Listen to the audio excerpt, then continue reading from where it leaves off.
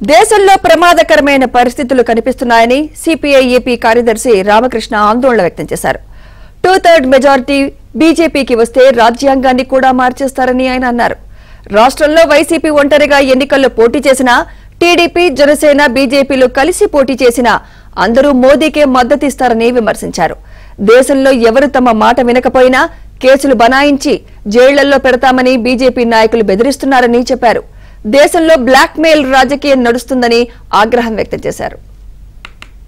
YSR Congress party ఒంటరిగా ఎన్నికల్లో పోటీ చేసిన, తెలుగుదేశం, జనసేన, బీజేపీ కలిసి పోటీ చేసిన, ఎవరు ఎంపీగా గెలిచినా వీళ్ళందరూ కూడా మోడీకి ఓట్లేస్తారు. ఢిల్లీలో పోయిన తర్వాత అందరూ కూడా జంతర్ మంతర్ దగ్గర కలుసుకొని నేరుగా పోయి మోడీకే ఓట్లేస్తా అన్నారు.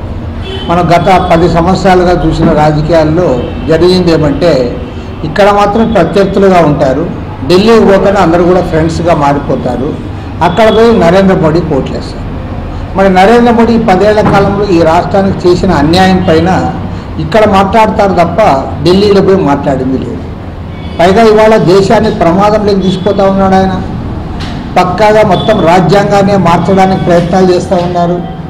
బీజేపీ సీనియర్ పార్లమెంట్ సభ్యుడు అనంత హెగ్డే గారు ఆయన చాలా క్లియర్గా చెప్పాడు, మాకు రాజ్యసభలో, లోక్సభలో 2/3 మెజారిటీ వస్తే ఈ రాజ్యాంగాన్ని మారుస్తాం, అమెండ్మెంట్స్గా మొత్తం మార్చేస్తామని చెప్తాను. ఇప్పటికే దేశంలో ప్రజాస్వామ్యం లేకుండా చేస్తూ ఉన్నారు. స్వేచ్ఛగా ఎవరు మాట్లాడే పరిస్థితి లేదు. బ్లాక్మెయిల్ చేస్తూ ఉన్నారు, బెదిరిస్తూ ఉన్నారు. ఎవరైతే వారి వైపు ఉన్నారో వాళ్ళపైన కేసులు బనాయిస్తూ ఉన్నారు, జైళ్లలో పెడతామని బెదిరిస్తూ ఉన్నారు. మరి అందులో భాగంగానే చంద్రబాబు నాయుడు